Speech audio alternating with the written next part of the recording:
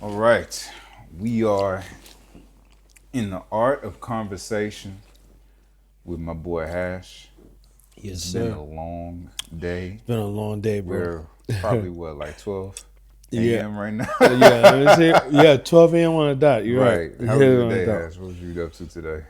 Um, Today was good. I have been picking up some traffic since I moved here, and Well, like new clients? mhm. Oh, that's a blessing, man. and I'm happy. It's like to see that this thing is still in motion for me, like a lot of motion. So it's just all about creating an atmosphere where I could provide a quality type of service for these guys, and it's been good.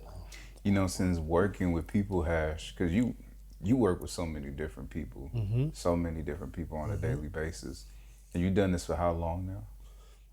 17 years, actually. 17 17. years. Almost 20, around the Mm-hmm. corner. Yeah, 17, Yeah. 18, going on 18 probably, but 17 years for sure. In 17 years, what is a couple of things that working as a master barber has taught you about people? Um,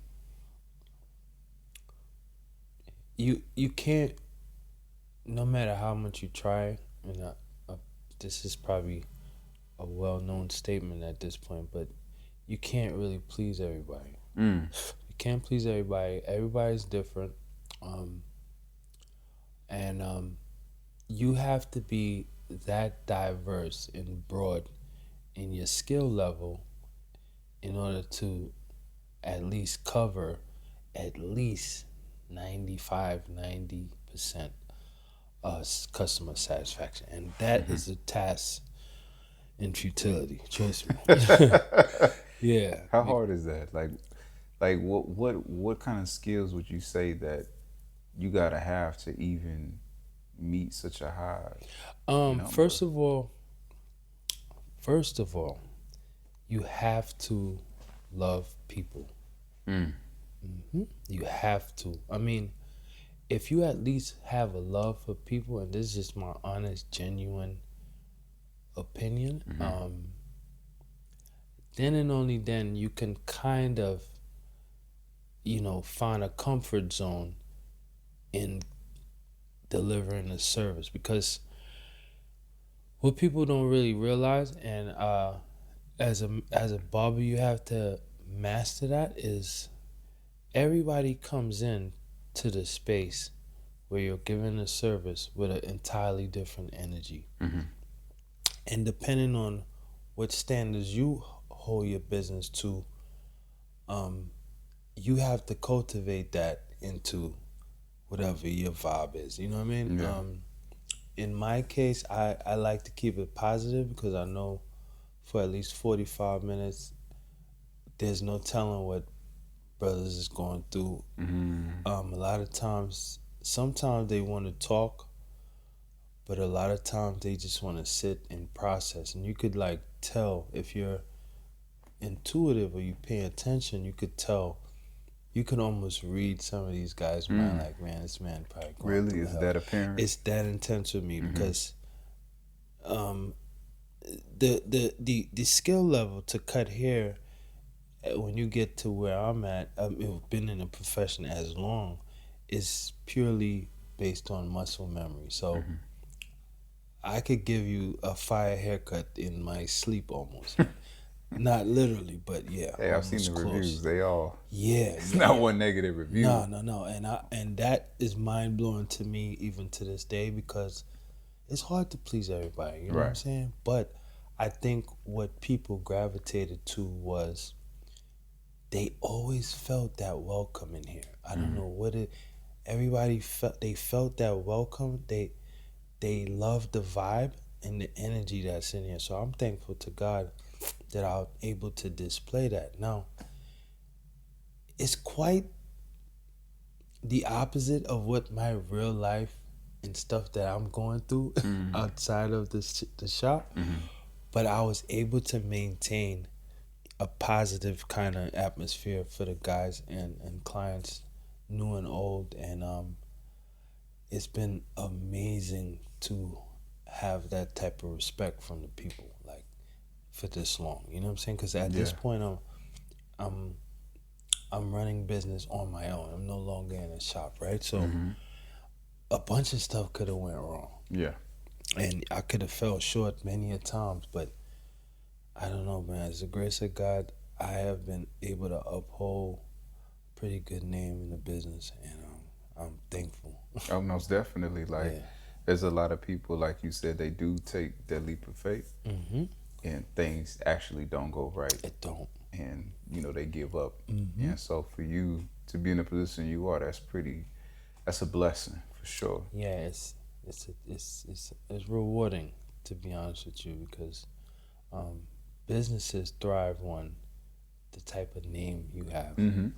and I don't get to talk about this much, but I'm not the type of guy to ask people to give reviews, Mm. and it's only because of when you ask for a review, it seems transactional. It seems like this is your motive. You think so? Yeah. Yeah. So you know, the genuine energy that you would display into your service, Mm-hmm. it's now like, all right, well, you're doing this for a review, and that takes away the entire Mm. authentic feel Yeah, that of the authenticity serve. from the Yeah. experience, right? So I never ask people for a review, and I focus on serving. Yeah. I'm big on serving. I'm big on making sure I give the client what they ask for, and Mm-hmm. I'm just big on serving. Period. Even in my outside life, I like, because they're drawn to servers. When you come in to take, you have a different kind of energy. Mm-hmm. And servers for some reason are needed Mm-hmm. in our world today. We live in a very self-centered type of space now. Right. It's all about what you can get from what I can get from you, and Yeah. vice versa. Yeah. And there's not enough serving, and because of that, the lack of it, our social ability to really just function in a healthy space shattered right now. Mm. Like, yeah, shattered. So it's like, if I was to push any type of energy, I'm coming with an energy of servitude, because uh, I'm already blessed. I don't have to do anything to prove anything to anybody. I definitely don't have to take. I'm not here to take anything from you. Yeah. If anything, I'd rather be here to give something, Mm. right? So I'm big on that, and I'm pushing that energy heavy, serving and giving. Like, those are two things. Yeah. Now you've been in a position where you rent chairs in Mm-hmm. Mm-hmm. establishments.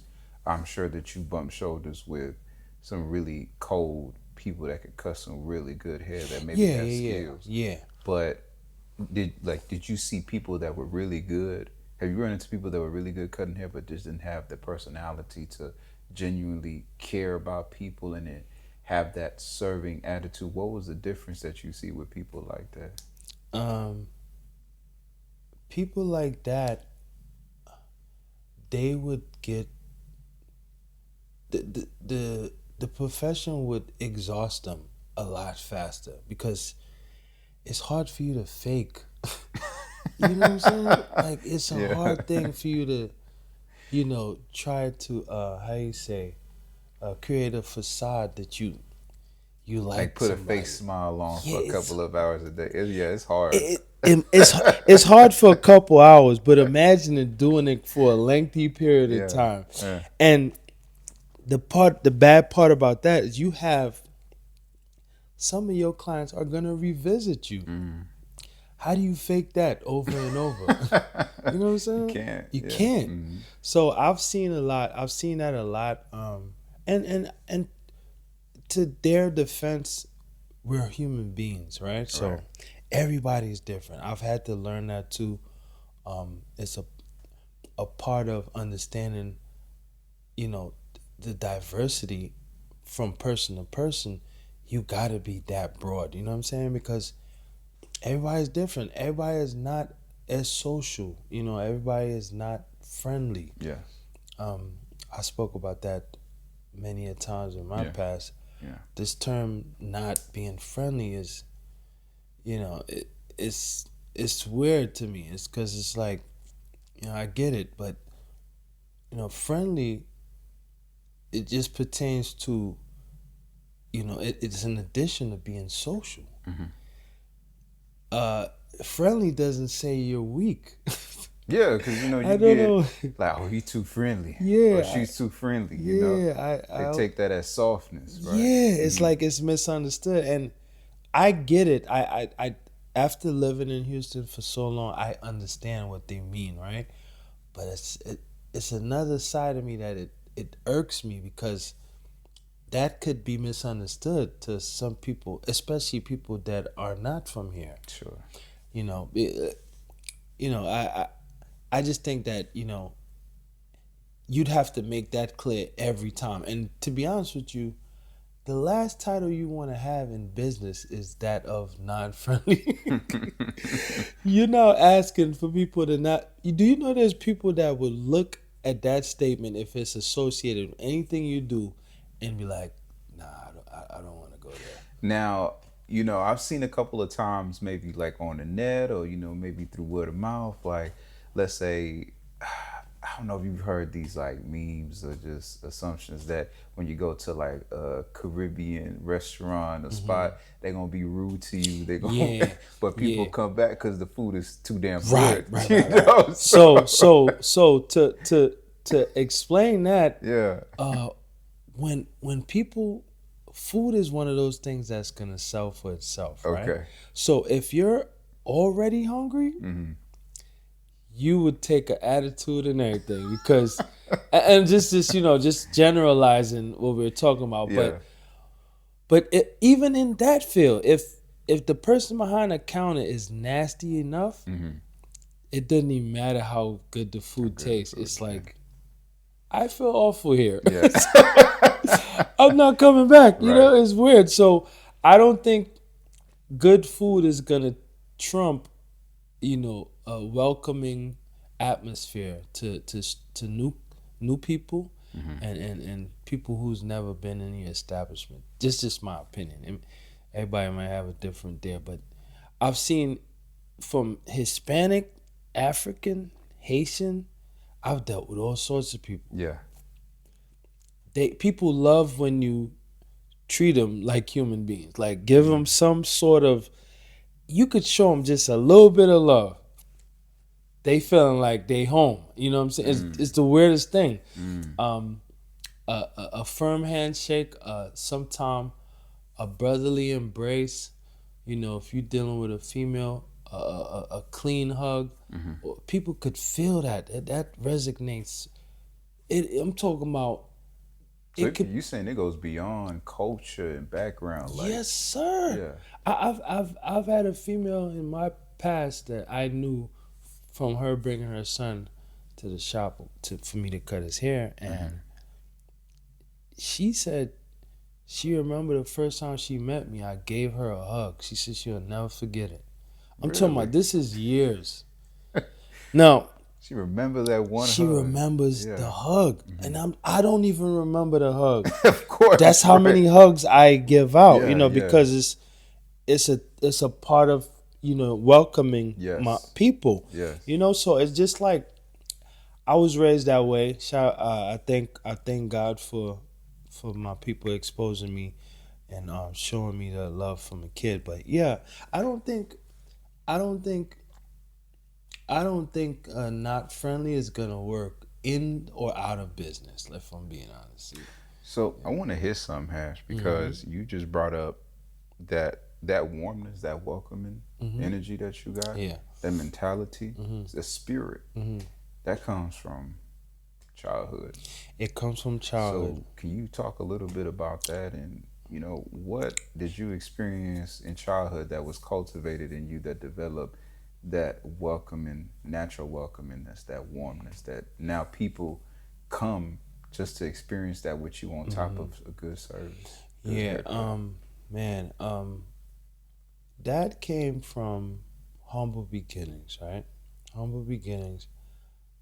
Me being from Trinidad, born and raised, uh, coming from poverty, something about not having it already sets the stage for you to develop a, a characteristic like being humble and appreciating damn near everything because you started from nothing. You know what I mean? So it's like that you that's something that you can only get from coming from nothing, right? Let me just Mm-hmm. start there. And when you come from nothing, you tend to have a large sense of appreciation for a moment because especially when you come from where I come from to where I am now, you appreciate this, and I'm talking about in the deepest sense. You know what I'm saying? Because Mm-hmm. there's people where I come from that's not seeing this at all. I'm So talking what about. what did it look like where you came from? What's the big paint the picture? What did it Okay, look like so compared to now? um, where I came from the bottom. I want to say that, and I mean that in every sense of the term. Mm-hmm. I came from old houses, holes in the floor, holes in the roof, washing clothes outside with blue soap, boiling water to take showers, no lights for days, candles in place of the lights. You know, the atmosphere would be, if you look at it today, you would consider extreme lower class, Mm-hmm. like extreme. The roads is messed up. You know what I mean? The people that's outside as kids, our whole attire, you could tell like we didn't have it. Mm-hmm. It's more slippers, it's shorts. You know what I mean? Clothes from the Salvation Army. These are things that set the grounds for you know for poor people. You know Yeah. what I'm saying? But it also instilled a sense of humility and appreciation. Those are two things that anybody that came from nothing, they would share these characteristics. It's just something that you develop because you don't have, and this can happen to anybody. Even if you were to go for, if had you, let's say you started there or you was to revisit there, Mm-hmm. you would come back with a sense of appreciation right Mm-hmm. now. Yeah. Like, man, listen, to be able to go to my fridge and take out some good meal and warm it up and have got lights going, you know what I mean? It's cool in the crib smell good. Like all these is like it's things that people appreciate Mm-hmm. when you came from not having. So I would say Trinidad, being growing up in Trinidad, my mom she believed in God all the way, and she showed us Christ as kids, Mm-hmm. and that in poverty has a powerful impact on who you are as an individual. Mm-hmm. You know what I mean? So yeah, I would have to say, yeah, the upbringing, man. That upbringing did it for me. So when you come from that type of poverty and that type of need, Hmm.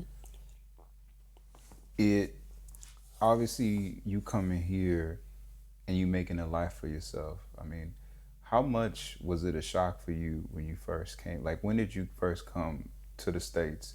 And how much of a shock was it for you when you came to the States and you saw the differences of how people live? Now you don't gotta go boil your own water. Hmm. Now you could flip a Hmm. switch and light instantly Hmm. appears. Hmm. Maybe now you ain't got no holes in the roof. Mm-mm. No. How much? What was your thought process, and how much of a shock was that for you? Um. The the it wasn't like a big shock. It was more or less uh adjusting because we already seen the lifestyle of the American people and the way they live Really? through the TV, right? Okay. Yeah, so it's televised, Yeah. right? So what would you see on TV is like, like Coming Cosby up, Show and all coming that, up, like big yeah, old for houses. sure. Yeah. Cosby, Family Matters, Martin, Jamie Foxx. These were shows that you could watch. Coming up as a kid, Sesame Street, like all of these were shows that kind of gave you a glimpse at what life was like, and then of course movies. Mm-hmm. Watch a lot of movies, but yeah, because we already seen. Because be honest with you, the television, it it uh it impresses on you as a viewer influence. So it's like it's very easy to be like, damn. I'm talking about before I came to the U.S. I had already knew how to talk like Martin and them. So it was like, yeah, it was easy. And then Will Smith, of course, Fresh Prince and stuff. Yeah. Yeah. So Cause you had a Trinidadian accent. oh, my accent was thick, and Yeah. and I used to get clowned for it, to be honest with you. Yeah.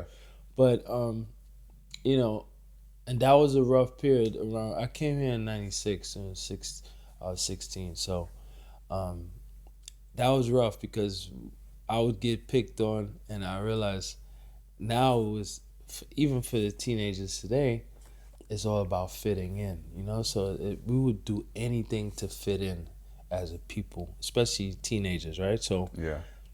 that was where that was the most, I could say with regards to the culture, it was more or less adjusting to the atmosphere. It was cold. It was a lot of snow at that time. I came in Christmas, so I saw snow for the first time, and it was dope. Yeah. It was dope. It was different, but yeah, it was just adjusting. How old were you when you like first arrived to the States? When I first came here, I was 16. 16 years old. Yeah, I was 16, and So you a little older, like just acclimating to, like you said, you was getting picked on, made fun of because of of course, your culture. Like this is your identity. Everybody Yeah. back home the same way, and now people are attacking that. Yeah. That must be weird. Honestly, when I think about it, it was. I could appreciate it now, man, because it definitely. I tell you why. You can appreciate a good chopping on I it. can appreciate it. I will tell you why though, because Yeah. it developed character. I know it sounds crazy, Right. but it's like it made my skin very thick. I remember that. I remember being what they call crack. They used to call cracking jokes or cracking on people, and being able to roast somebody could ultimately lead to a fight, right? But Yeah, of course. Yeah. if you're not looking the part, you finna get cooked. Like it's just what it is, right? Yeah. So I learned that, but at the time, wow, it was intense. It was that bad? It was intense because they gonna talk about what you have on, how you look.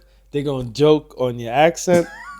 So it was heavy. It was Right. something that I heard a lot in high school until I became one of them. So, what were they saying to you? Because, like, you dressing, you don't really know about the fashion, Yeah. about the style, what's Yeah. like in. You just putting clothes on, Yeah, right? yeah. And like when I came here, well, it's really when we left Trini, we people who got money in Trini, they was wearing Clarks at the time, Wallabies. You know what I mean? You got fresh jeans, and you got polo shirt. It was a certain type of dress code, but it was considered an attire that people who got some motion. Yeah. They Like call they it. successful They financially. getting some money. Right. You know what I mean? And they taking care of themselves, and they trying to look the part. So, but when I came here, Clark's wasn't that popular. Yeah, no, Clark's wasn't that popular, bro. And even though it was a fire pair of footwear in the island, it wasn't the Right. kicks of choice out here. Right. Right? So you had to get cooked for that. You feel what I'm saying? Also, my accent was thick, so they was they was going in. Like it was like they was, and then on top of that, they was asking me to say certain words, which is the worst thing for an island person to hear Yeah. is, "Yo, say this like this, say this in your." I'm like, man, please, you know what I mean? But you had that. If you was, well, I want to say that was it. It was just the clothes and the Yeah. accent. You know what I mean? So That when was you it. fit in, you just learned the lingo. You learned what was good to wear, what to show up with. Yeah, honestly, once again, it's a collab of lingo because I was going to New York also. I was back and forth. New York and Jersey City is like 15 minutes apart, 20 Mm-hmm. minutes on the train, right? Um, New York lingo was off the chain. I'm talking about that was the first time I heard, you know, people say B, Mm-hmm. and that was just cool to me. It was good, or was popping, all this type of stuff. You know what I mean? The whole East Coast lingo was attractive to me at that time, right? So, um, it wasn't when you're around these people every day. After a while, you just pick it up. Yeah. After a while, so it didn't take much. It didn't take long. So you fit in now. So how much of that Trinidadian spirit in essence that you still have in you as you adopting like this new way of life, you around new people, you're not seeing the same people back home. Like what was that transition like with your identity? Were you still you during that time, or you were just becoming something else? Nah, one thing about I want to say Trini people or people from the island, um, it's hard for you to that origin to leave you. It's Yeah. not like the same person I was would have been in Trini is who I would have been here. It wouldn't change because it was too much embedded already when I came. Like you say, if you come to the States or you come to a new place environment between the ages of 1 to 5, Mm-hmm. it could be somewhat it could have that type of impression on you where you was actually born would probably could fade away. But nah, I was already there 16 years. Yeah. I'm Trinity to the bone to the Right. state. Right. You know what I mean? The only thing changed is that I live in the U.S. now. But yeah, that's about it, Doug. So your first girlfriend coming out, did you have a girlfriend in Trinidad? In Trinity, I was young. I did have a girl that liked me. Mm-hmm. When I was in primary school, and when I think about it, maybe honestly, I I had like one real girlfriend. Maybe nah, I knew a few chicks, but it wasn't like You know a few chicks is yeah crazy. yeah yeah. Nah, I ain't gonna lie. Damn. And it was crazy as Yeah. I did. It wasn't like I wasn't active with them, but yeah, I wasn't active with them, but I knew them. Like I knew, they liked me. Yeah. We was chilling and stuff, but I didn't really go, to the being Pursue it any active. longer. Yeah, Yeah. till Okay. I was like 18. So I was late in the game. You So know I what I mean, mean? what happened? Like you were just too shy around that time. I was definitely shy. I didn't really look. I filled out when I came to the United States, and I was like 19. Start eating right when you got Yeah, here. because that's another thing people don't really understand. Like when you come from where I'm from, I was mad skinny. Yeah. I was skinny, and that was obviously due to being impoverished and Right. whatnot. But Malnutrition. Yeah. when you come here and you're able to afford a slightly better lifestyle, it started to change. I started to fill out, and that's when I really started getting noticed from the chicks. You know what I mean? Yeah. Like 19, but So you pulling American chicks here in the States. So I ain't gonna lie.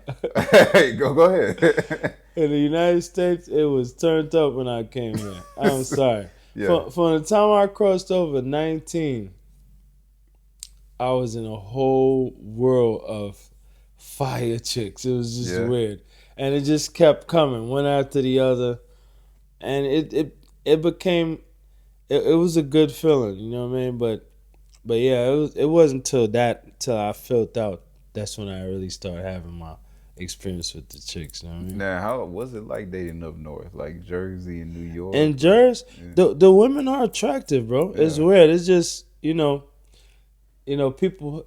Everybody got preference. They have their particular, image of or personality that they're attracted to. I would say East Coast women, they may come across a little bit more aggressive. Okay. Yeah. But Why you say that? because it's the atmosphere. It's Mhm. an atmosphere where it's concrete out there. You know what I mean? So it's Yeah. like in the city. So it's like you gotta be on your toes all the Mm. time, and I think that that has an effect, on your personality and how it projects. You know what I mean? So I think but then you have women that are ladies. You know what I mean? I've had that as well. So it's Now, like what's the difference? Like, so like you said, you have some women that are ladies out there, and you have some women that are aggressive. so like you got chicks like that's from the streets like, but they still women. If you really get to kick it with them, you could still there's an attraction there. You know what I So mean? you saying they're like tomboyish? Nah, they're just it's weird. Like a chick could have on like denims. Yeah. She'll have on Tims. She'll have on a North Face. Not the Tims. Yeah. Yeah. And still she would be a female. Mm. It's a difference. They wasn't studs. Mm-hmm. But they just looked a little bit more on edge. It's Rougher. weird. Yeah, it's like it depends on a person how you could project that because I didn't really get to seeing a lot of studs till I came here. Really? Mm-hmm. Because like I was used to the chicks being street, it's some women that are completely feminine, but they got the Timbs on and they got the jeans on. Yeah. And we talking about tight fitted jeans so you can still see figure and stuff. They look good, but it's an East Coast kind of vibe, you know what I mean? So but then there's a slight difference between that and a stud. Like a stud is really trying to be us. You know what I mean? Like she's trying to appear real masculine as Yeah, possibly be. yeah. I got you. Yeah, and that's to me that's not really attractive. You know what I Yeah. mean? So, but nah, the women. If you was to ask like, were they fine? A lot of them would be fine, but they just covered up under the street gear. You feel what I'm Under the saying? North Face jacket, Yeah, big all old baggy that. clothes. You know what I'm saying? Yeah, you wouldn't know what a chick fit. Yeah, I know it sounds crazy, Yeah. but you wouldn't know what a chick figure looked like till she come out of all that. Damn. You know what I mean? Like for real. So what was your type in those days then? Man, I'm not gonna lie. I got spoiled, and I developed a liking for women that are curvy. Okay. My lady gotta have assets. Like I'm sorry. Really? Yeah, and when you say curvy, like she gotta be real thick, like just a brit, Um, or it's just like a nice hourglass figure, she could have a nice hourglass. I'm attracted to slim, thick women too.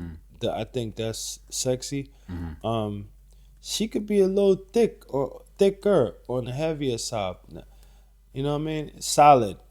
I'm still attracted to that, but I prefer a thick woman now above a skinny chick. Like I wouldn't.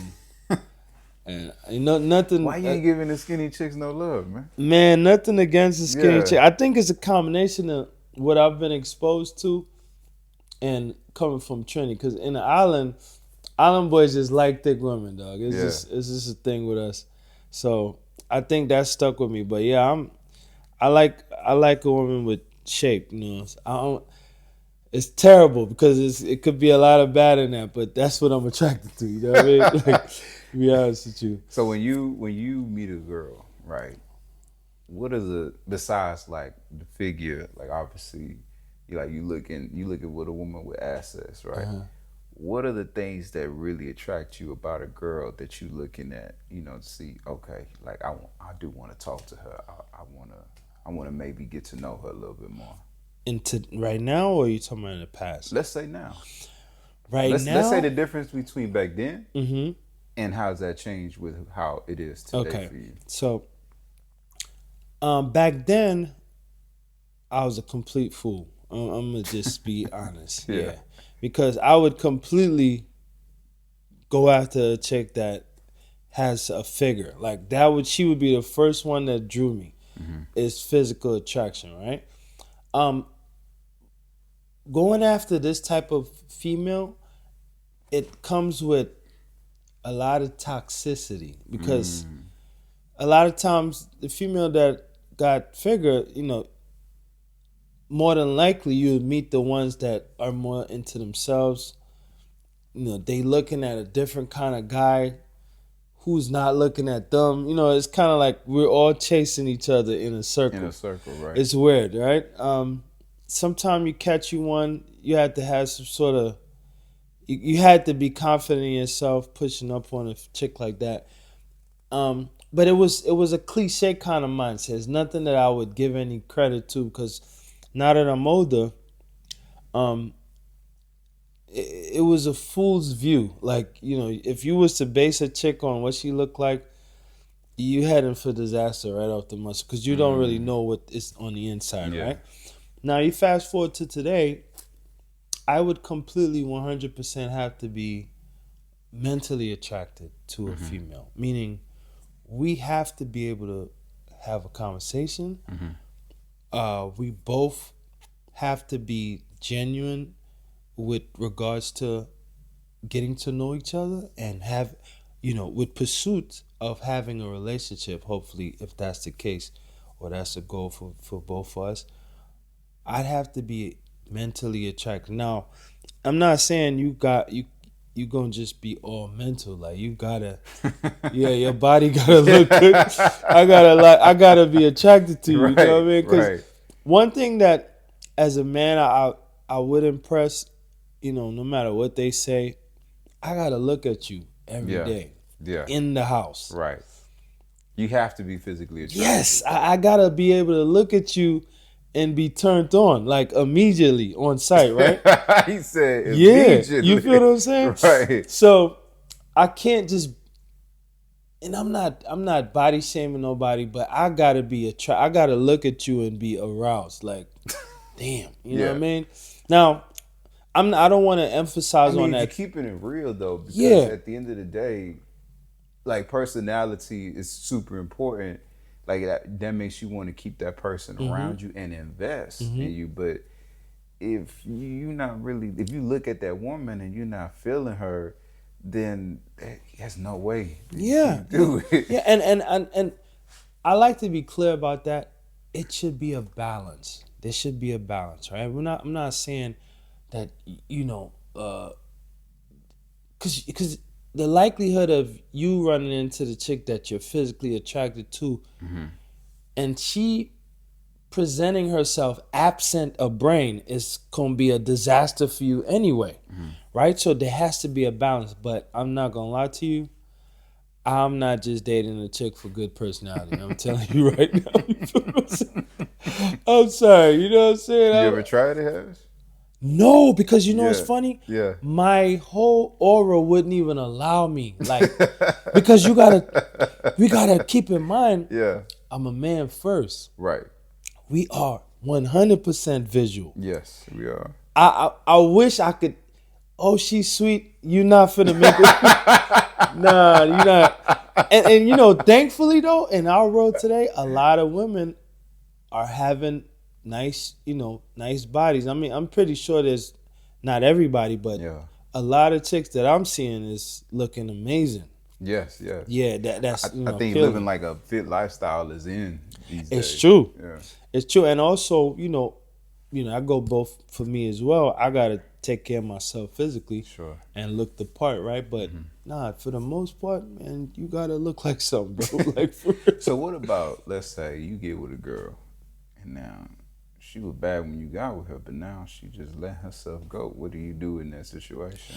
I think it's part my responsibility to always make sure that I acknowledge her and like praise her at her best points. What do you mean by that? When I say praise, I mean if I met her and she looked good, I'm letting her know that all the time by way of you know, affirmation, Mm-hmm.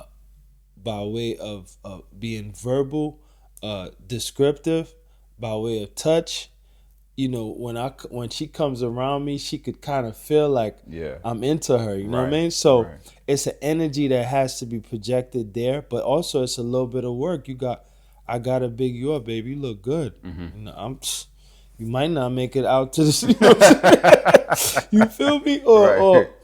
I like to have fun inside the house too. So our relationship would be lit inside out. So but it's partly my job to big her up and make sure she knows that I'm your number one fan. I think Right. that goes a long way in relationship because now she's like, damn, my dude loves the way I look, Yeah.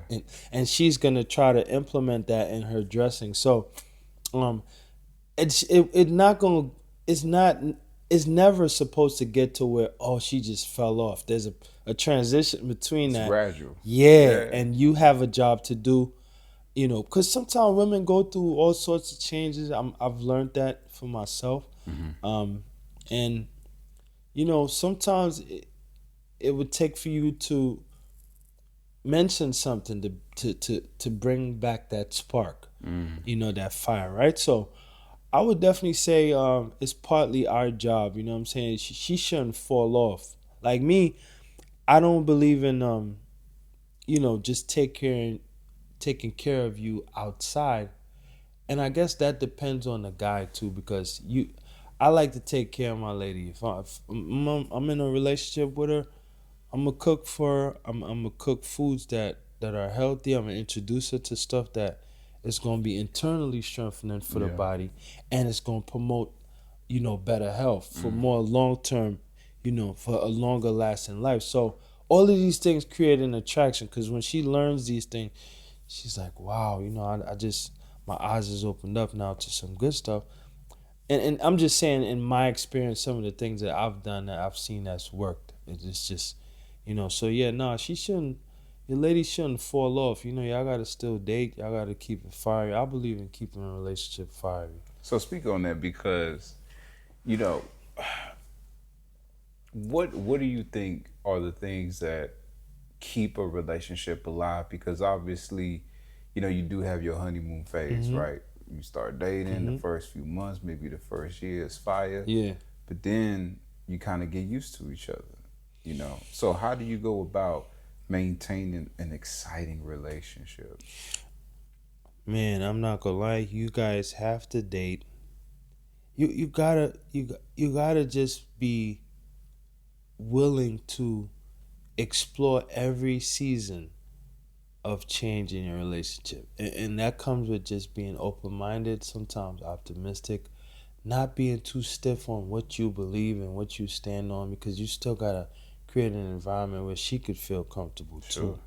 So you gotta be a tad bit neutral to Mm. where she could, because also what I've seen is, sometimes females, they throw this around, but they want to be themselves with you, Mm-hmm. right? So that's going to take a little bit of effort from your part to set that environment. So you gotta date. I believe inside of even in the house, you guys could play dominoes, play games, Yeah. y'all play games together. Yeah. Um, I my dream inside relationship, a lot of bonding time, conversations, just you and her sitting down.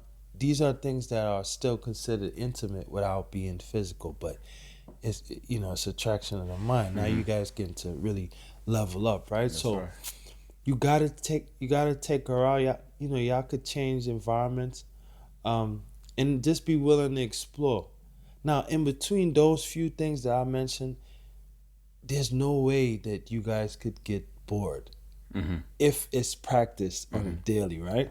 And of course, we don't have, we don't. I was just listening to a message and it said something that was key. Um, it's very few times out of, uh, you know, from a scale on a scale of 1 to 10, where every day is just ecstatic. It's just life is just not Not that way. possible.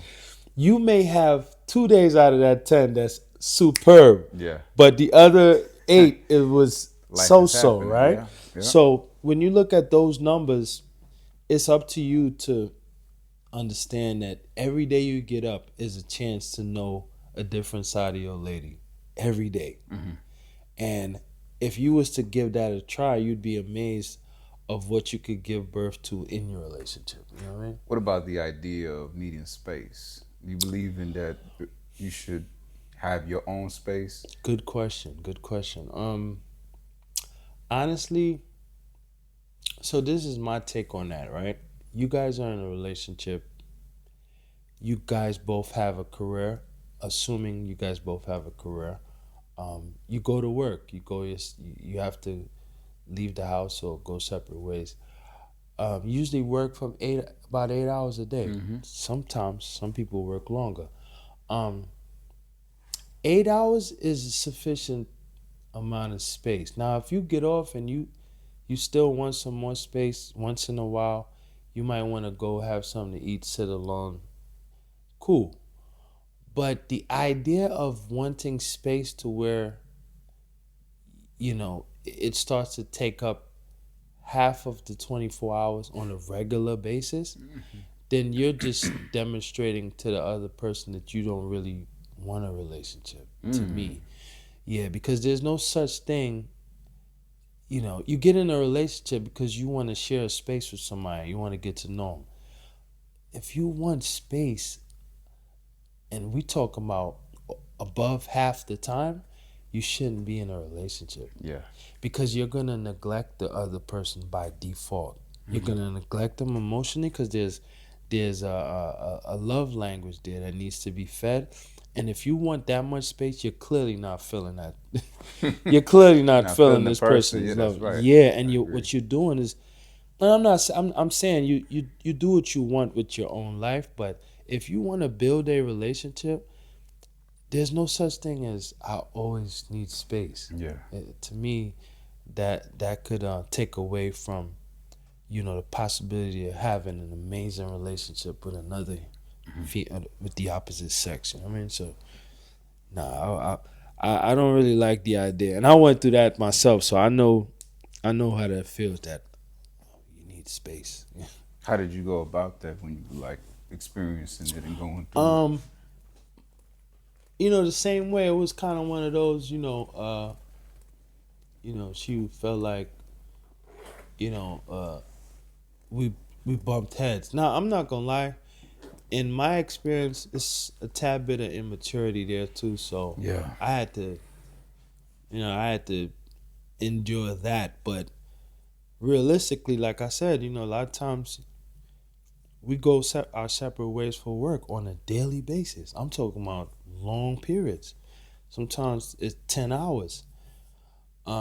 If you need space after that, now mind you, in those 10 hours, you still have text. You still have text message. Sure. You Yeah. got sometimes you might have work a job that allows you to talk to your significant other on the phone.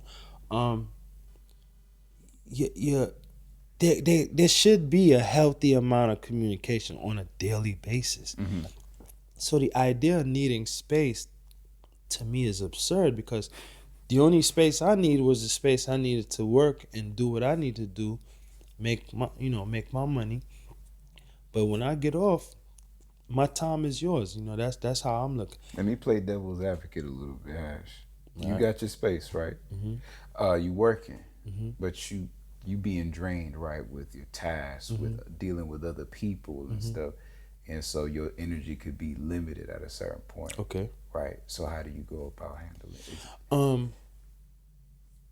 Because some people would say that, right? Yeah. Yeah. It's true. It's a good fact. Uh. But me, I am a relationship kind of person. Meaning I live to share a space with a woman or spouse or girlfriend, that wants that. You know what I mean? So I could, and like I say, everybody's different. I could work 15 hours a day, and when I get off, I'm trying to see her Yeah. like immediately, Yeah. and that's just me, being honest. I don't have to. Like I'm not one of them guys who I need a day to go kick it with the homies. I'm not that nigga. I get Yeah. off for 15 hours. I'm trying to see her. You feel Yeah, what you I'm trying saying? to, yeah. And I can't wait to see her. So that's just me. That's so I think it's just the energy of the it's depends on the person. But I understand if you're the type of person that feel like you need space. I think it's good for you to take that type of space, but I don't think it's good to take too much of it. What's a big detriment to relationships that you see today that you think are like guaranteed if you go down that route, if you don't do this, whatever you're trying to build, Mm-hmm. it's not gonna happen. Um, Communication is a big. It could be I've seen this in my walk. There needs to be some level of um, how you say, like, urgency about that. Like, to me, like, because the lack of it could destroy your entire relationship. Like, I've seen that. If I, all right, for instance, if I text you, you got about, you know what I'm about to say. You got about 2 business hours to respond to my text Right. before I'm like, I don't know what's going on here. I'm dead serious, dog. I'm talking So about. what if you get a text message 6 hours later and you get I was busy? That's a red flag. Yeah, that's a red flag. I'm sorry. Yeah. Yeah, because if I were to do that to you, Yeah. you'd be wondering what the heck I got going on, right? Right. I think people forget that. They love to draw that scenario, but they forget that goes both ways. Yeah, you don't know what your significant other was trying to communicate to you. Yeah. And you 6 hours, Yeah. she could have been dead. You feel me? Like, on the extreme level, right? On the extreme level, that's right. And you now getting back with the, oh babe, I'm sorry I was busy. That's to me is a red flag. You'd see that as disrespectful. Unless you absolutely are in a situation where maybe your phone died, you had to go to an appointment way far out, and your phone. Yeah. Other than that, Yeah. no. That's questionable to me in my experience, because nowadays, a trip through the drive-through is enough time to, you know what I mean? Yeah. Before you know it, you got your order. You already, you know what I mean? And now you. So to me, no. I don't care what nobody say. People love to say, "Oh, you might be insecure." No, bro. I'm just talking generally speaking. If you getting to know something now, if you years in a relationship and you understand, okay, your lady or your dude got a schedule that doesn't allow them to, be texting. You know their routine. Yeah, you know the routine. That's different. Yeah. But I'm talking, if I just met you and I'm getting to know you, and I shoot you a text and you didn't text me back for 6 hours. That's crazy. And if it happened one time, I'm gonna give you a pass. But if that junk happened like 3 times, I'm like, yeah, this finna be a problem. I've had a person text me 2 days later and casually just continue the conversation, not say, "Oh, my bad, this happened." Just 2 days later, like, that's crazy. Dog, let me tell you something.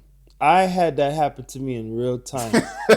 And when I tell you that was the end of that relationship, I'm sure it was. Because, and I'm not saying I didn't take a L in my day. I've taken a few L's where I let stuff like that slide and then we try to rebuild. But what that creates is a toxic environment, because it's not, the lack of consistency there is what causes the gap and the being uninsured. So you're saying two things now: communication and consistency. It has to go. It's especially in the process where we're getting to know each other. Yeah. Because that's what creates an elevation for things to go to the next level. Imagine you just met the chick you digging on, and she give you a number. You talk to her one day, then you all of a sudden day 2 you just disappear. Yeah. Where she was right here, she's now down. right back here. And why? Because you wasn't consistent. That's right. And you wasn't. And That's who's right. that? Who's to blame? And not like your own self. That's what I'm saying. So I would say there needs to be a healthy balance there.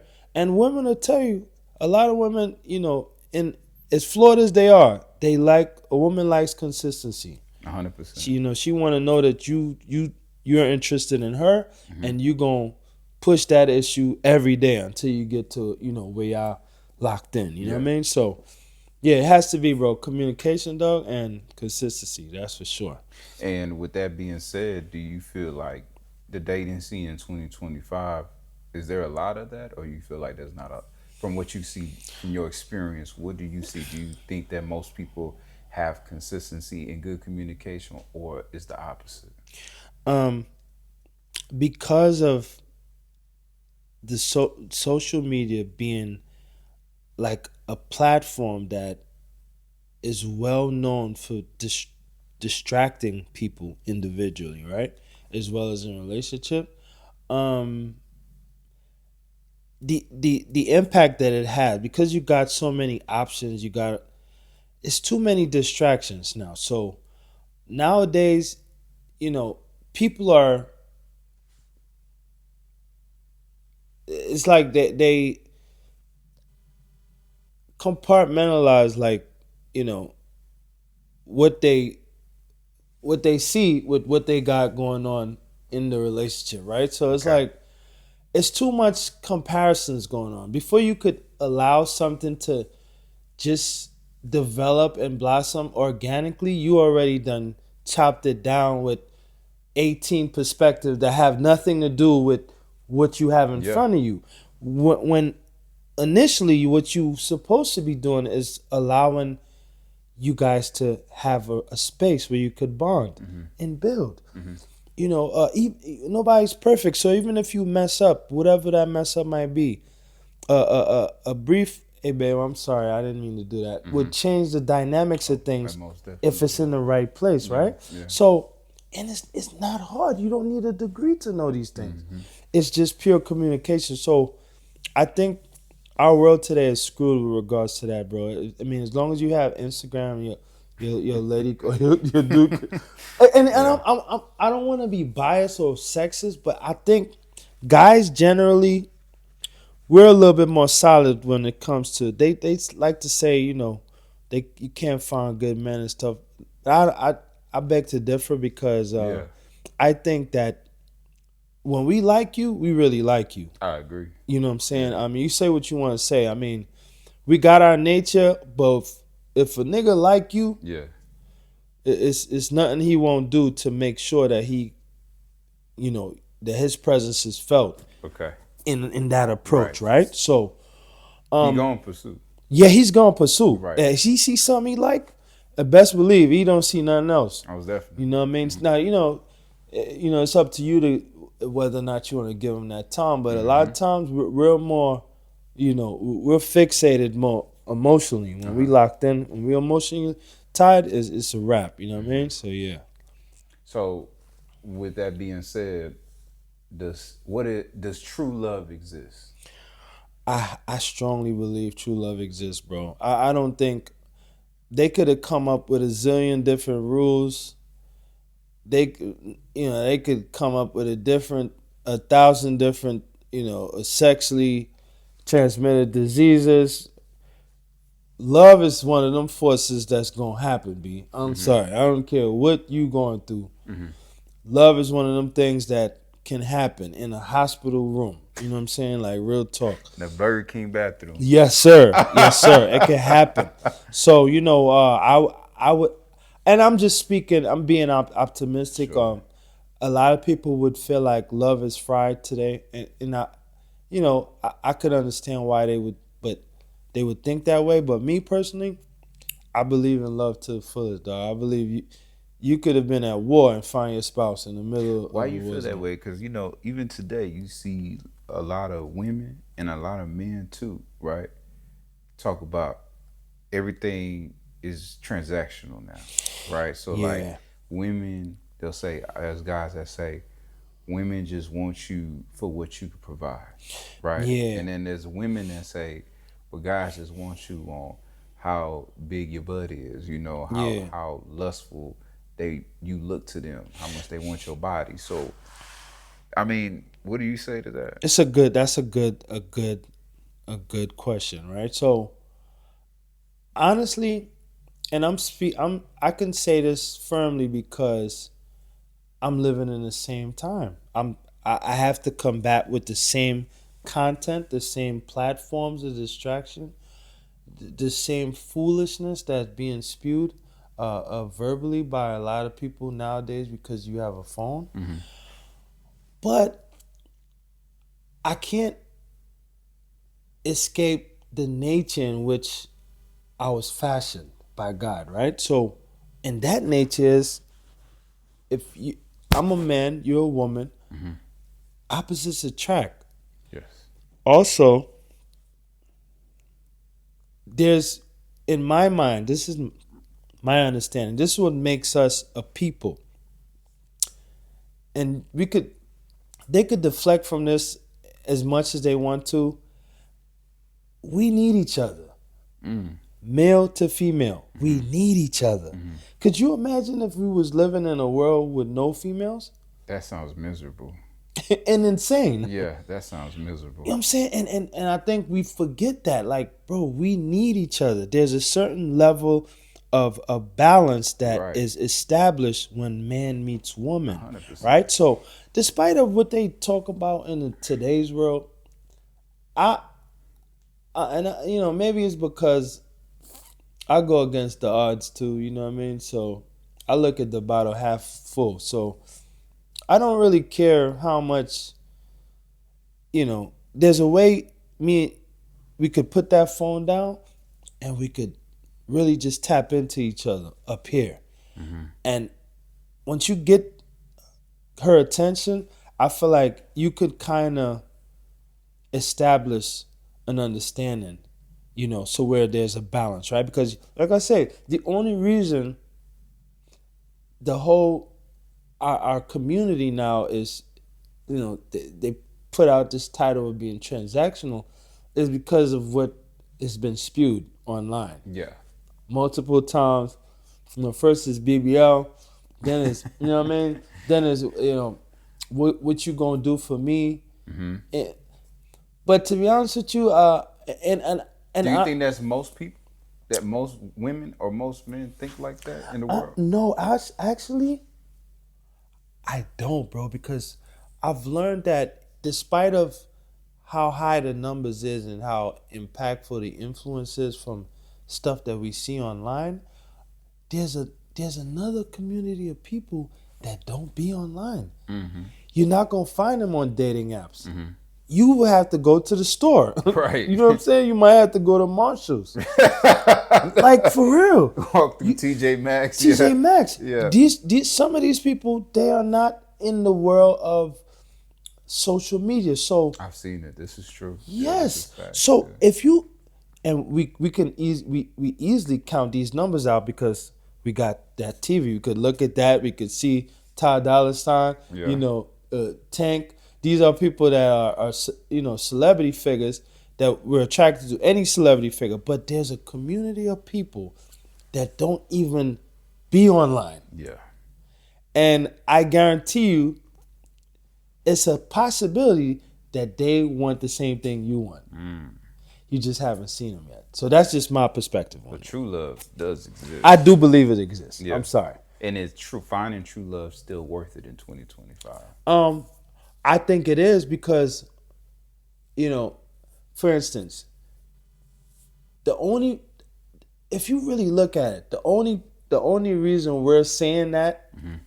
and we're kind of, overwhelmed with that perspective now is because we live here. Yeah.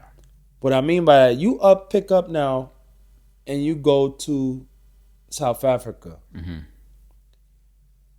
The culture is totally different. The women are still, they still have a grounded way of thinking in the sense that there's still women that will want to take care of you. They would like you genuinely. Mm-hmm. And it's not all the way about the money. Mm-hmm. You could still find that. There's people, there's places like India, Egypt, Afghan. These places live different. Australia, Mm-hmm. they look at us differently. So I think it's it's with regards to that, it's entirely environment based. You know what I mean? Like it's because this is what is going on here in our world. But you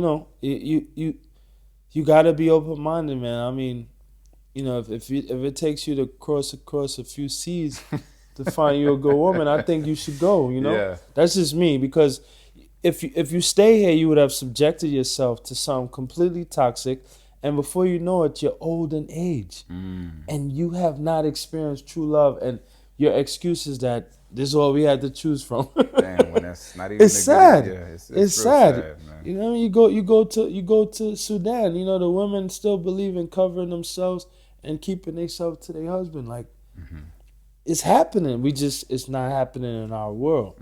You know what I mean? So I do believe it exists, bro, and I feel like I support going far to find it. I think it's worth it because the peace of mind you would get. Imagine the peace of mind you would get after meeting her. Wow.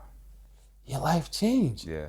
And now you can still function in this world, but you're getting to experience what you really need. But also in this world now, everything's more enhanced now because of the genuine love that you get. And so now, what's normal, like even going to a park, that is even more amazing because you got a great partner to do it with. Yeah. Exactly. Yeah, Which makes the traveling towards getting it all the way worth it. And I'm talking from somebody who wish I would have done the same thing because I didn't. I was one of the people that, I felt like this was the environment that I was stuck in, and I needed to pick something from here, and that could be the worst decision because, like I said, you get into a relationship or you get married, you want it to be forever. Right. Imagine spending forever with the wrong person. Oh damn, that sounds like torture. That's a disaster that's happening. a disaster. You know what I mean? So People's lives get destroyed. yeah, and only thing you would have in the outcome is a stressed life. You definitely looking at being unhealthy because the stress starts to affect your body, which is something we don't pay attention to, and cause all sorts of other internal illnesses. You know what I mean? So it's like, is that really worth just settling for what's around? Yeah. I don't think so. I agree. Because you get older, you're gonna be miserable. You're gonna be upset. You're gonna resent your life. And only thing you gotta show is a bottle of Crown and this chick who turned. You know what I mean?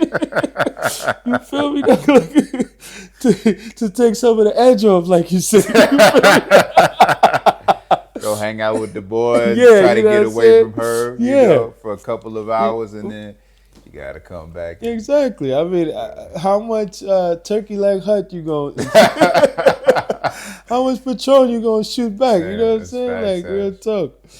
So Hash, I want you to tell me, man, what makes a great man?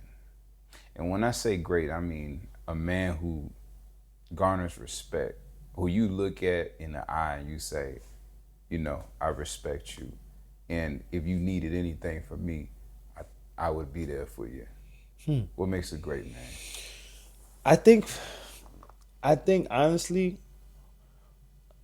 a great man has to be someone that's God fearing. I mean, that's at the top of the list. Like, because once a man fears God, his steps is ordained in a certain type of way that demands respect, if that makes sense. A godless man is likely to be lost and tossed and driven to and fro with every wind that blows, right? Saying he's less grounded. Less grounded. So you gotta be God fearing. That would be the first thing that comes to mind. A sense of humility would carry you a long way.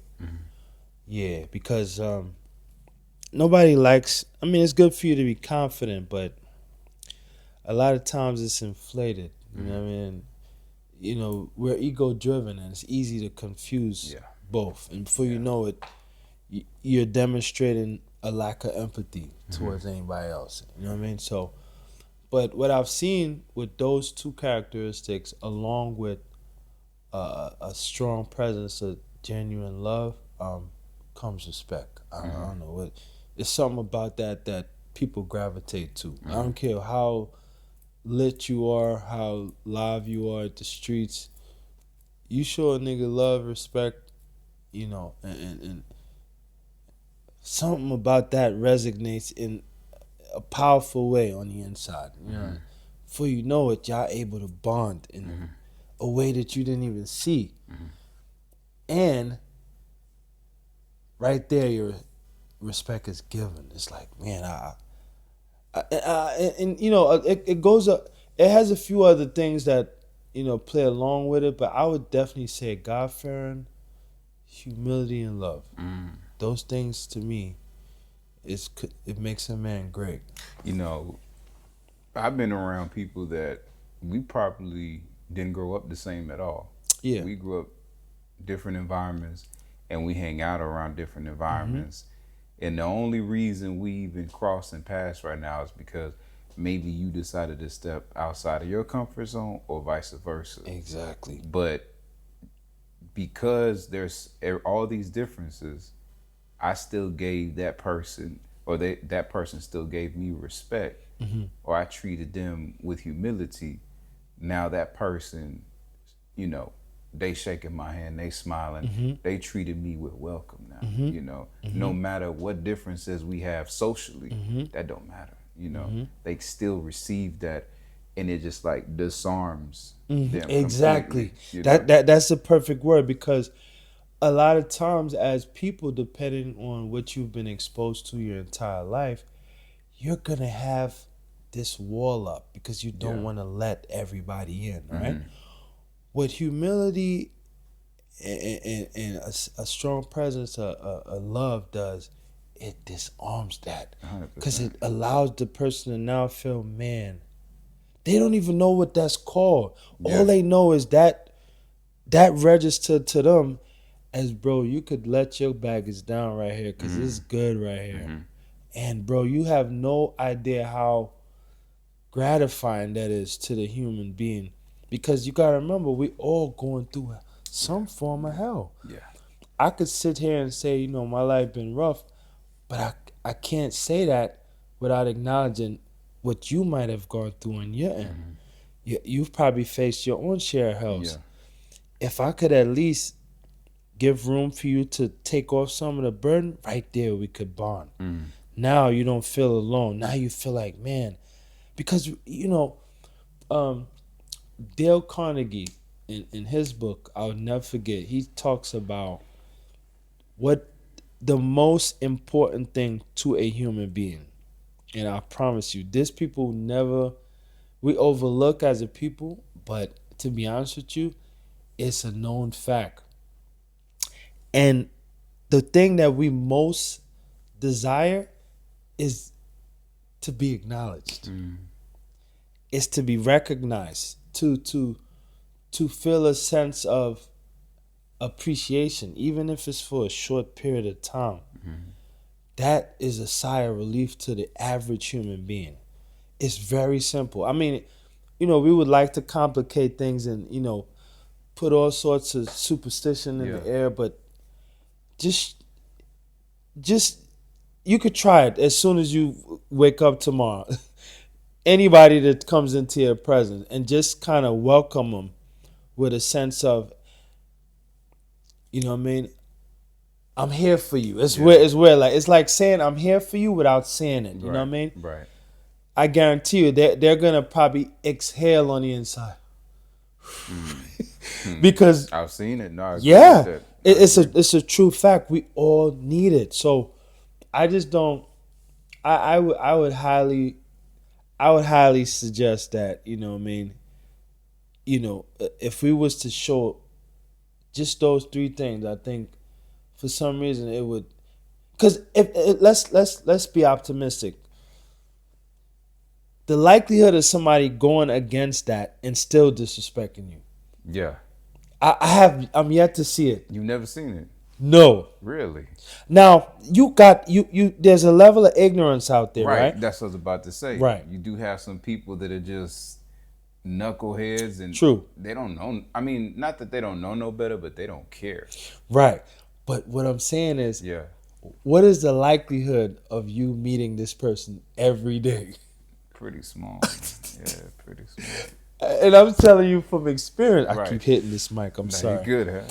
I I'm saying it from experience, bro. I've been around for a minute. Um, I've if we want to use that word disarm, I've probably disarmed a lot of people, and I'm happy to say that because Yeah. you don't have to have this defense down. Imagine the psychological effect of you living like this your Yeah. entire time. Oh You man. you just feel like everybody is trying to attack you. You know, as somebody that knows how to use his hands, been trained how to use his hands, I've never really had to use my hands in the streets. Why? Because when you really like look at people, when you look at another man and you understand that he probably going through a lot right now, maybe it's not even me. It's not even you. Maybe it's just some other insecurity, some other frustration, and you just talk to somebody with respect, with love, like you said, that openness, man, all that goes out the window. I'm telling you. Real quick. I'm telling you. You know? And it's like, damn, it's not even worth it. You No. know? And as you said that, you know, I've been in some of the most challenging neighborhoods, if you want to say, coming up from a child to now. Yeah.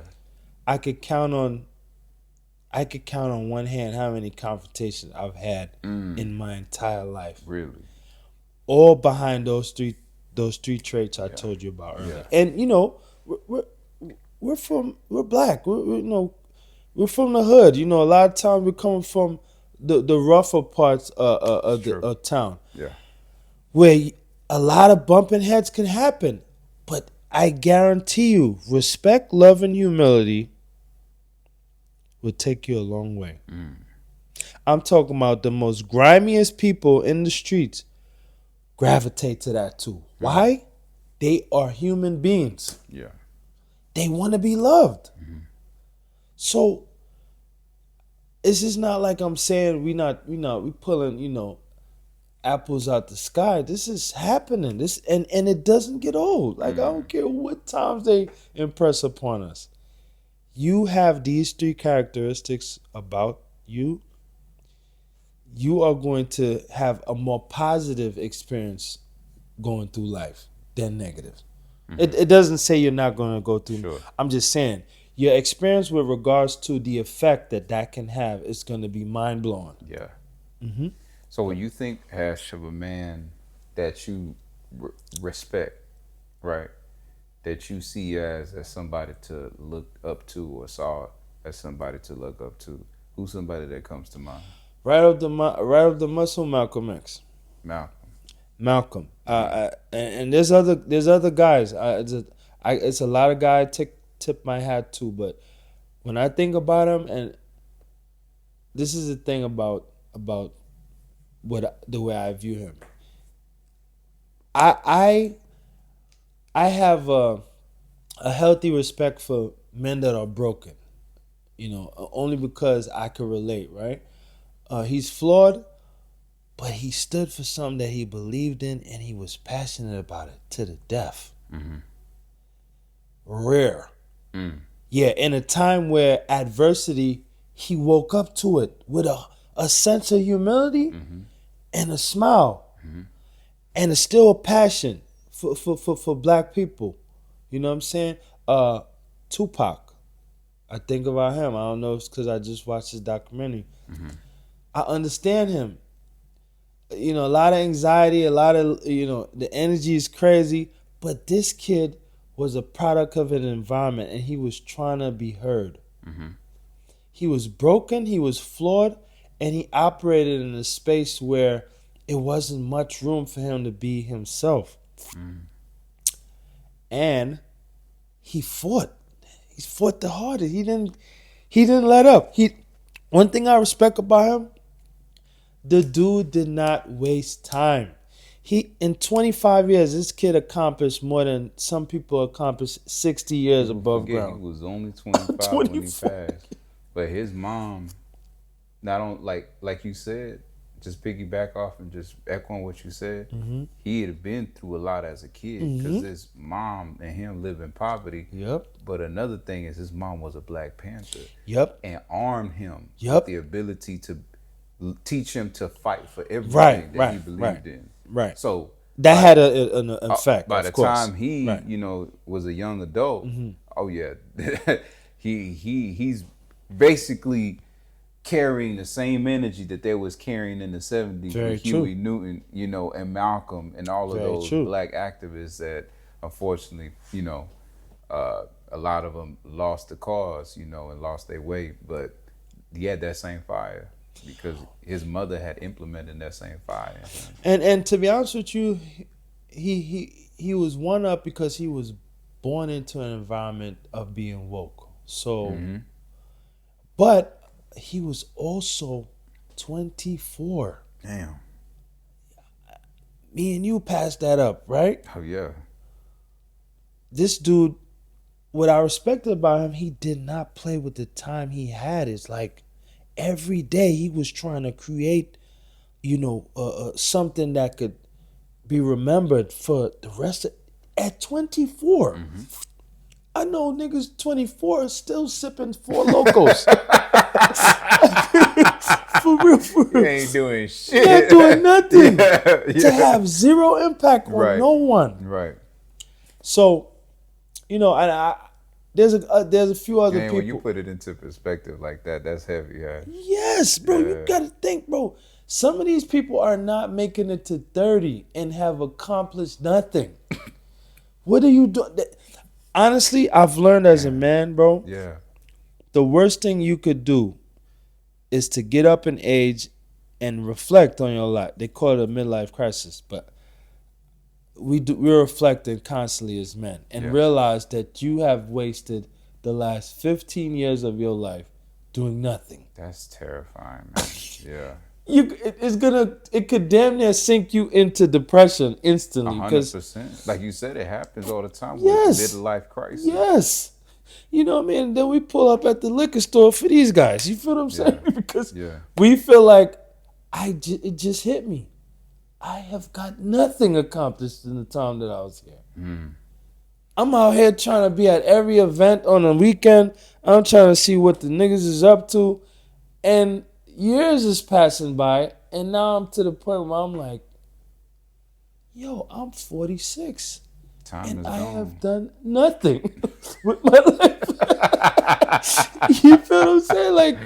Like to me, that's a very dark place for a guy, man. But Yeah, I can imagine. Yeah. you got a guy like Tupac. I would like to grab a whiff of his energy and go with it. You know what I mean? Because we would make every day count like my it was God. the last. Like imagine, like just like you said, just 25, everything he accomplished, he was constantly the man didn't sleep, man. He was just constantly trying to, be a conscious individual, put music out there to, help the people that are disenfranchised, that are going through, things like people go through in the hood, police brutality, all these injustices. He was constantly making sure that he's doing what he can and the most that he can while the time it is. Malcolm, I'm happy you brought him up, Ash, because people don't understand everything that you can imagine that a person in the underworld would do. Like I'm talking about like criminal life. He did it all. And he didn't really change or reinvent himself until he was like close to his mid-30s.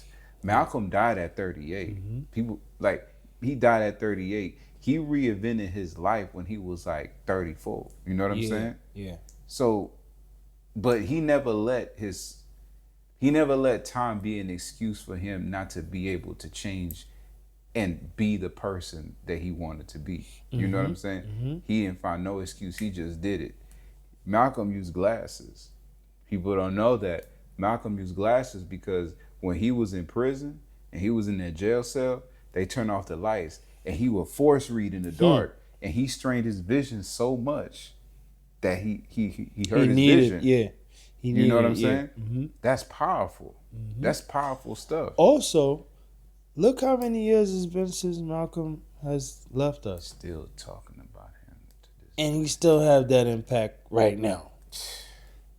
It's some of us who wouldn't be able to say the same when we go right when we now. go, we forgotten in a year, man. You know? So, and I'm not saying, you know, the world we live in, it's difficult. You know, it makes it hard for you to be somebody. Our leaders get killed first, so it's not a position you know we're diving after. Not everybody can be Malcolm. First of No, all, you can't. Not everybody's meant to. There's only one Malcolm. Mm-hmm. Not everybody's meant to try to fill those type of shoes, and I think that people should just live a fulfilling life. You know, because you said some people realize, damn, I ain't done nothing but gone to the club every weekend. That's it.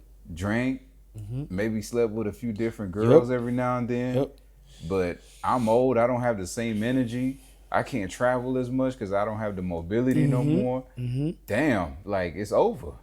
That's what I'm saying. That's how they feel, right? And it's nothing worse than to get up in age and feel unaccomplished. Man, that would, I don't know, maybe, and I can't say that. I think anybody, no matter what sign you are, you get up in age and you start to evaluate what have I done, and if it doesn't amount to much, you could lose sight and just be like, you know, you've given up at that point. You know what I mean? So what's your biggest fear, Ash, as an individual? Honestly, man, now I don't have much fear. Yeah. I really don't. You know, I've embraced, you know, the end times, going. I've experienced heartbreak on an extreme level, and still, I've learned to smile and still say thank you. Like these two words, these two things has been prevalent in you know in the person that I've become today. So, but the only person I really fear, honestly, is God. Yeah. Seriously, if I'm being very honest, I fear God. I have a healthy fear of God, in deep waters like blue waters. I don't know. I can't swim, Ash. As of today, I can't swim. That might change in the future, but yeah. I would most definitely. Yeah, that you mess around and push me too hard while we on a boat or something. I'm out of there. You know what I mean? So, yeah, I'm out of there. And it wouldn't be that I wouldn't be able to, you know, get a few strokes in to try to make it back. You grew up on an island, man. Yeah. You should know how to swim. But it's true. A lot of island people know how to swim. Right. It's true. But it's not even that. It's the fact that I'm in the ocean and I could be snatched up. So the fear of whatever's down there is what's gonna do it for me. Phobia. Yeah. That's what it is. So, but no, I don't. Other than that, man, I do. I wouldn't say fear, but you know, lost time that I can't get back is a big deal. So, and you know, that's something that we don't really appreciate when you're young, but when you get a little older, you start to realize time is a big deal. It starts to show physically and everything. It's not even that. It's the fact that you can't get it back. Yeah. Like, and if you waste it doing the wrong thing, you lost it. Damn. Like, you don't get a chance to redo that. And, you know, it's crazy because you got people, their main goal is to try to stay young. Well, that's equivalent to trying to buy time. Right. You can't do it. It's one of those resources that is being used and there's no way to get it back. Nope. Yeah. That's why I think, you know, the way you spend it while you have it is key. So, Hash, I want to talk about this, man. I want to talk about that. I want to talk about what that is. The Poetin perspective, man. This is so amazing to me right here. There's 3 images in this you can't see. Well, you can see it right here. This is a dragon's face. That's a fox right there. And there's one more image. It's a fox, a dragon, and there's you see the dragon. yeah, just to see the dragon. Yeah, and basically, um, it represents, wisdom, being clever. Um, there's a few other analogies under the image itself, but the potent perspective is just basically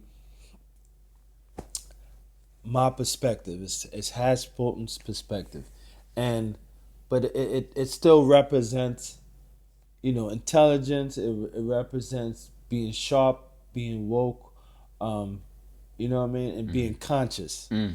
You know what I mean? If anything, and it a lot of us, it's something that we live to express nowadays. It's perspective. We want everybody to understand our perspective. So I just that's basically what sums up the poem perspective in a nutshell. You know what I mean? And this is a whole brand. This is a brand. This is a brand. And I intend to do a lot with this, but not do too much at the same time. But Mm-hmm. it's definitely the brand that I came up with for the podcast, and for our platform to do what we're doing here, to sit and talk. And what's the mission of the potent The perspective? mission in Potent Perspective is to create a platform where men could talk. You can express yourself. You could share your thoughts, your journeys with other brothers like yourself. Mm-hmm. We could sit down. We could have productive conversation. We could, in some way, I want to say, not medicate the situation, but kind of render. We could come up with some sort of solution by way of upliftment. You know what I mean? Whether that be in conversation, that might be what I'm saying, in doing some stuff together. You Mm-hmm. know what I mean? Some anything that is productive for the male, because a lot of times men, if we're not productive, it's weird.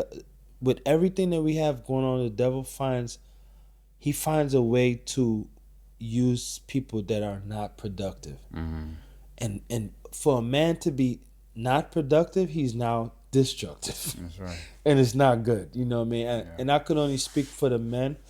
A lot of us need guidance, and every last one of us needs a role model. And I feel like I could give that from this platform. I could give positive role model at least. Mm. And I think that in itself is a blessing, because a lot of times we pick up, swag, we pick up lingo, we pick up looks from watching someone else on TV, Right. right? Right. So why not, there be a positive type of force that also there's a lot of people that, and believe it or not, as busy as our world is, you would be surprised who would be paying attention to Most you. definitely. You'd be Yeah. really surprised. So, Even if you know what, and even if it's just one person, I'm telling you, as long as you helping somebody, I'm telling that's all you, that matters. it's all that matters. At least one. Mm-hmm. More than likely, you're likely to attract different people, Mm-hmm. multiple, people, but at least one. At That's least right. you know that you have an impact on somebody's life is a big deal. 100%. Yeah. So, Hash, the way that I like to end all of my videos on the art of conversation is asking a question to you. And the question is, would you end the video with, it could be a deep quote, it could be something that's not deep, it could be a thought, a perspective, or something that you just want to say and get off of your chest. What would you like to share? To end the show, wow.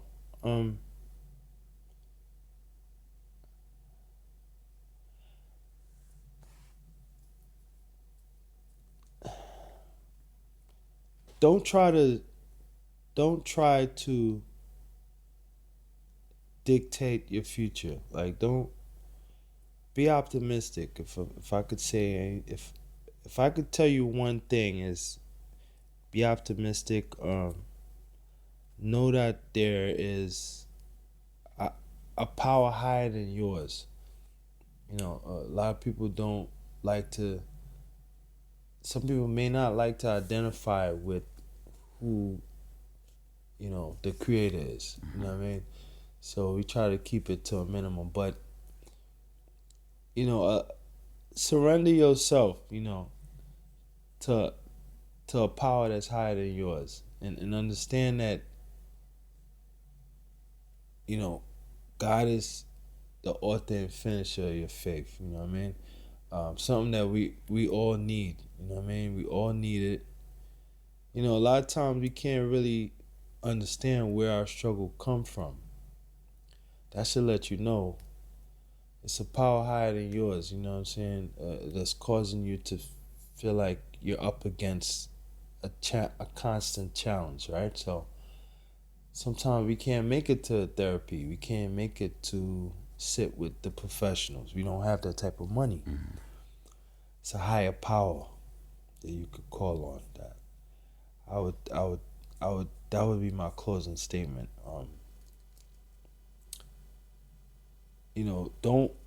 Don't try to dictate your own future, because you really don't know what is in store for you tomorrow. There you go. Yeah. Hash. I appreciate you. Appreciate you, brother. It is late as hell. It's all good. This was worth every minute, so it's cool. I'm happy. I'm the honored one, Hash. I appreciate you, man. It's always good to see you, bro. It's always good to have you and us to sit down. Our conversations, eventually, I feel like we're gonna get the proper production. It's gonna get delivered the way it's supposed to. Our conversations be too lit to not share with the world. So I'm looking forward to that. Like, we're gonna get to all of that. We're gonna get to all that. Yeah. First, we're gonna get to some sleep. Yeah. Nah, it's all good.